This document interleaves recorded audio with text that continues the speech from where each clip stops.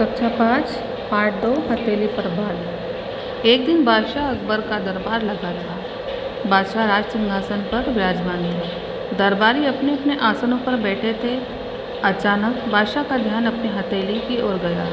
हथेलियों को देखकर उनके दिमाग में एक विचित्र सा प्रश्न कौंधने लगा। बादशाह ने बीरबल को अपनी हथेलियां दिखाते हुए पूछा, बीरबल, यह बताओ कि शरीर के दूसरे अंगों की भांति मेरी हथेलियों पर बाल क्यों नहीं उगते? बादशाह के इस प्रश्न को अन्य बैठे हुए दरबारियों ने भी सुना। आज बीरबल बादशाह के प्रश्न का उत्तर न दे पाए तो कितना अच्छा हो।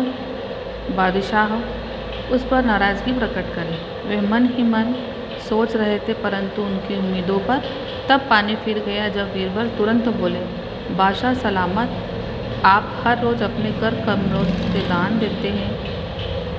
भली ऐसी स्थिति में आपकी हथेलियों पर बाल कैसे उग सकते हैं? अपनी प्रशंसा किए किसे अच्छी नहीं लगती। बादशाह के चेहरे पर खुशी की लहर दौड़ गई। थोड़ी ही देर में उन्होंने अपनी प्रसन्नता को दबा लिया। वे कुछ क्षण सोचकर बोले, किंतु बाल तो तुम्हारी भी हथेली पर नहीं है। बीरबल, ऐसा क्यों? बीरबल ने हाजिर जवाबी का परिचय देते हुए कहा, जहाँपना, इसका कारण तो अत्यंत स्पष्ट है। आप जो सहृदयता एवं उदारता से दान देते हैं उसे मैं इन्हीं से ग्रहण करता हूँ।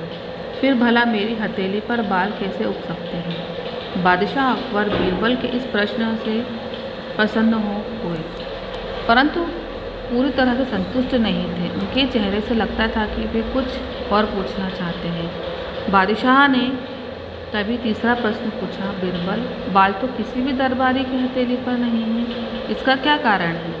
यह सवाल सुनते ही बीरबल बोले, जहाँपना, आपके दरबारियों की हथेली पर बाल उगते तो हैं, परंतु उनका ईर्ष्या भाव उनकी हथेलियों की हजामत करता रहता है। बीरबल का यह उत्तर सुनकर दरबारी जो पहले ही जले भुने बैठे थे, ईर्ष्या की आग में और भी अधिक जल उठे।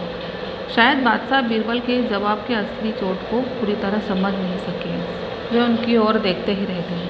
बीरबल को अपनी बात पूरी तरह स्पष्ट करने का मौका मिल गया। उन्होंने कहा, जहाँपना, आप मुझे उदारतापूर्वक दान देते हैं, यह भला दूसरे दरबारी को क्यों अच्छा लगेगा?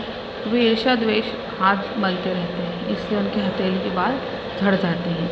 बीरबल का यह हाथ परिहासपूर्ण उत्तर सुनकर बादशाह अकबर खिलखिलाकर हंस पड़े। बेचारे दरबारियों की कुछ न पूछो, उनके चेहरा मुरझा गए। वे हाथ मलते रह गए। यहाँ पर बादशाह अकबर और मंत्री बीरबल के बारे में बताया गया है, किस प्रकार दोनों आपस में बातें करते हैं, किस प्रकार बीरबल बादशाह के प्रश्नों का जवाब देते हैं और किस प्रकार उनकी पहेलियों को सुलझाते हैं और उनको पूरी तरह से संतुष्ट कर पाते हैं। आगे हम पढ़ेंगे इसके